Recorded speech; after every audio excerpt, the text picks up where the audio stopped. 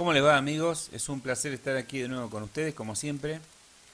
Hoy vamos a ver puntualmente, dentro de lo que es física, al tema tiro oblicuo o también llamado tiro parabólico. Este tema está muy relacionado con el MRV, ¿sí? Movimiento rectilíneo uniformemente variado, porque es un movimiento en el cual actúa la aceleración y en este caso la aceleración es la gravedad, ¿sí? Que todos conocemos. Bien, ¿cómo es este tiro oblicuo? Les voy a pedir que se queden hasta el final porque vamos a ver todas las leyes, las que ustedes necesitan, las van a entender bien y vamos a aplicarlo en un problema típico. Así que por favor les pido que presten mucha atención y no se van a arrepentir. Bien, aquí tienen un gráfico donde pueden ver la trayectoria parabólica. Por ejemplo, puede ser una bala de cañón, ¿sí? Una pelota de fútbol, en fin. Este tipo de trayectoria obedece al tiro oblicuo parabólico.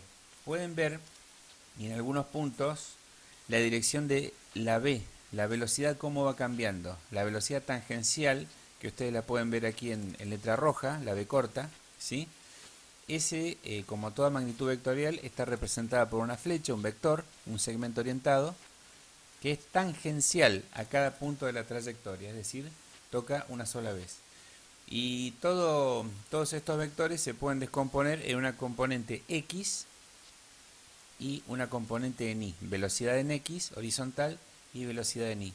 Aquí ven el ángulo alfa, en la parte de abajo a la izquierda. Puede ser tita, gamma, beta, no importa la letra. Ese es el ángulo de disparo, ¿sí? Entonces, el vector B va cambiando constantemente de dirección. Fíjense aquí, fíjense en la altura máxima. Es totalmente horizontal. Fíjense ese detalle. La BI va creciendo, perdón, es máxima al principio y va decreciendo a medida que llega a la altura máxima. En la altura máxima, la componente en I desaparece, es cero, por eso no está en el gráfico, ¿sí? Después de la altura máxima, antes y después, van a ver siempre que hay en cualquier punto va a estar presente la componente en X y la componente en Y. Nada más que la componente en Y mira para abajo después de la altura máxima porque va en el sentido de la gravedad. Ahí sí va en el sentido positivo, ¿sí? Otro punto importante, el valor en X, la velocidad en X no varía en ningún punto de la trayectoria. ¿Por qué? Porque la velocidad en X actúa en horizontal y la gravedad en vertical. Es decir, no está afectada a la gravedad, la velocidad en X. Siempre va a ser lo mismo, desde el inicio hasta el final. La que varía es la componente Y. Y justamente porque varía la componente en Y, va a terminar variando el módulo de velocidad tangencial, ¿sí? Bueno, también pueden ver el punto de altura máxima, está dibujado, y el alcance. ¿Qué es el alcance? Es la máxima trayectoria que recorre la partícula, ¿sí? O lo que sea lanzado a un objeto a nivel del eje X, ¿sí? Ese es el alcance, desde el inicio hasta donde llega, por ejemplo, si es una bala, hasta donde llega al suelo, o una pelota, ¿sí? Ese es el alcance. Bien, vamos a ver un poco de fórmulas. Aquí pueden ver a qué es igual b en x y a qué es igual b en y. Para esto hay que tener un leve conocimiento de trigonometría. Si no se acuerdan, podemos charlar del triángulo de Pitágoras, ¿sí? Es un triángulo rectángulo que está formado por la hipotenusa, que en este caso sería la b tangencial, que está en rojo, la letra roja, b corta, y las componentes en x y en y serían los catetos. Nada más que este cateto habría que trasladarlo aquí para que forme un triángulo. Pero ¿qué decía Pitágoras? Que el cuadrado de la hipotenusa, en este caso la hipotenusa es b tangencial, es igual a la suma de los cuadrados de los catetos. Es decir, que si yo tengo, fíjense bien abajo, si yo tengo la componente en x y la componente en y, las elevo al cuadrado y las sumo, me da un valor. Después a ese valor le saco la raíz cuadrada se saca lo último. Ahí tenemos el valor de la hipotenusa, que en este caso es el valor de la velocidad tangencial. Ahora, yo les dije que la velocidad en x no variaba. La que varía es en y. ¿Cómo varía velocidad en y? varía con el tiempo, a través de esta fórmula que tienen aquí en el sector del medio, ¿sí?, de la imagen. Bni es igual a B inicial por seno de tita menos G por T. ¿Qué significa esto? Vamos a suponer que la altura máxima se alcanza a los 4 segundos de haber sido lanzado.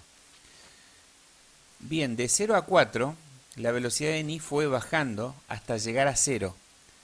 Por lo tanto, a los 2 segundos va a tener un valor, a los 3 uno menor, y justamente a los 4 segundos desaparece.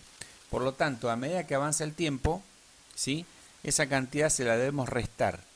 Por eso nos queda menos G por T. Entonces, si nos llegan a preguntar cuánto vale la componente de velocidad en I a los 2 segundos, solamente tenemos que poner donde dice T, 2. La gravedad es 9,8, como ustedes saben, y el resto de los datos los tiene que dar el problema. El ángulo de disparo, que es alfa, y la velocidad inicial, que es la velocidad inicial tangencial de salida. ¿Sí? Bien. Alcance y altura. El alcance es la distancia en X, la máxima distancia en X. Como esta velocidad en X no varía, esto responde al MRU, ¿se acuerdan? En el MRU no hay aceleración, la distancia es velocidad por tiempo. Entonces distancia es velocidad en X por tiempo, y la velocidad en X, que es B inicial por coseno de alfa, como vimos anteriormente. Por lo tanto, el alcance es B inicial por coseno del ángulo de disparo por el tiempo. Sería el tiempo total en el aire. ¿Por qué? Porque si ustedes se fijan en el gráfico, el alcance, ¿dónde termina? Justamente cuando la partícula llega al suelo, ¿sí?, o lo que se arroje. Así que todo eso, el tiempo de alcance va a ser el tiempo total que estuvo en el aire. Y el tiempo de altura máxima es justo en la mitad. Fíjense que la altura máxima se cumple en la mitad del alcance. Por lo tanto, si el alcance fuera de 10 segundos, el tiempo de altura máxima va a ser exactamente 5 segundos, la mitad, ¿sí? Eso es importante que lo tengan en cuenta. Sabiendo el tiempo de alcance, sabemos el de altura máxima, o al revés. Sabiendo el de altura máxima, lo multiplicamos por 2 y tenemos el tiempo de alcance. Entonces, esta es la fórmula para el alcance. Después tenemos una para altura máxima, que es B inicial por seno de alfa, todo al cuadrado, y todo ese valor se divide por el duplo de G, de la gravedad. La gravedad es 9,8, así que 2 por 9,8 es 19,6, ¿sí? Esa es la altura máxima, solamente para la altura máxima. Si nos preguntan otra altura, por ejemplo, antes de la máxima, debemos usar esta que está aquí en el tercer lugar, que es B inicial por seno de alfa por T menos 1 medio de G por T al cuadrado. Fíjense que son fórmulas del MRUB, amigos, ¿sí? Así que teniendo alfa, ángulo de disparo, B inicial, y lo único que tenemos que hacer es poner en T el tiempo que nosotros nos pregunten. Por ejemplo, si la altura máxima se cumple a los 5 segundos y nos preguntan qué altura tiene a los 3 segundos, donde dice T ponemos 3, tanto aquí como aquí, que acá sería 3 al cuadrado. El resto de los datos, acuérdense que se completan fácilmente. Y no se olviden de algo. Esta ecuación tiene dos términos porque hay un menos. Hay que hacer los dos productos y a lo último restarlos. Eso va a ser la altura que nos pregunten antes de la altura máxima, ¿sí? Una vez que se llega a la altura máxima, después la partícula empieza a caer. ¿Y cómo vamos a calcular la altura? Es fácil. Con esta fórmula, ¿sí? A la altura máxima le restamos esta cantidad, menos 1 medio de G por T al cuadrado. ¿Qué T vamos a poner ahí? Tengan cuidado.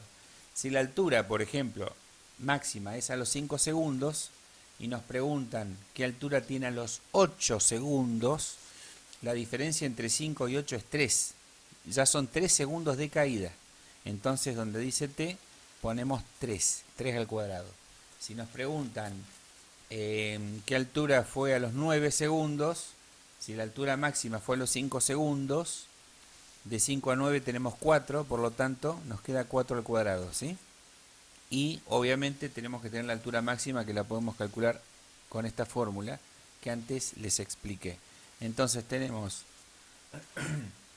la ecuación de alcance, la de altura máxima, la de altura antes de la máxima y la de altura después de la máxima, ¿sí? Y ecuaciones del tiempo, por supuesto, esto es muy importante. El tiempo total está dado por esta ecuación que ven en amarillo. Esto viene de el MRV, ¿sí? El tiempo total es 2 por velocidad inicial en I sobre G, pero velocidad inicial en I, ¿sí?, es V inicial por seno de alfa, ¿sí? Ese es el tiempo total, y el tiempo de altura máxima sería sin el 2. Fíjense que es interesante, yo les dije que el tiempo de altura máxima es la mitad del alcance porque da justo en la mitad. Por lo tanto, si yo quiero sacar el tiempo de altura máxima, es la misma fórmula pero sin este 2, como lo estábamos poniendo aquí, sin el 2. Con el 2 ya es tiempo total porque se multiplica por el doble, ¿sí? Esto es tiempo total o tiempo de alcance. Bien, vamos a aplicar esto en un problema convencional. Dice, calcula el alcance, la altura máxima y el tiempo total en el aire de una bala que sale disparada con un ángulo de 38 grados a una velocidad de 86 metros sobre segundo. Bien, el alcance lo sacamos con esta fórmula, ¿sí?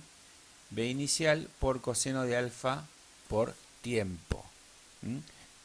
Pero en el enunciado no tenemos el tiempo, así que lo vamos a tener que calcular.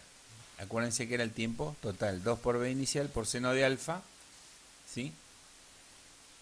Así que todo sobre G, reemplazamos, ¿sí? 2 por 86, todo esto lo hace la calculadora, no es una ciencia, así que lo pueden corroborar tranquilamente. Esto me da 5,20 segundos, el tiempo total. Una vez que tenemos el tiempo, volvemos a la ecuación de distancia de alcance, multiplicamos la V, que es 86 metros por segundo, por el coseno de 38 grados, que el problema nos da el ángulo de disparo, como corresponde, multiplicado por el tiempo total. Y eso nos da 427,1 metros de alcance, distancia horizontal máxima.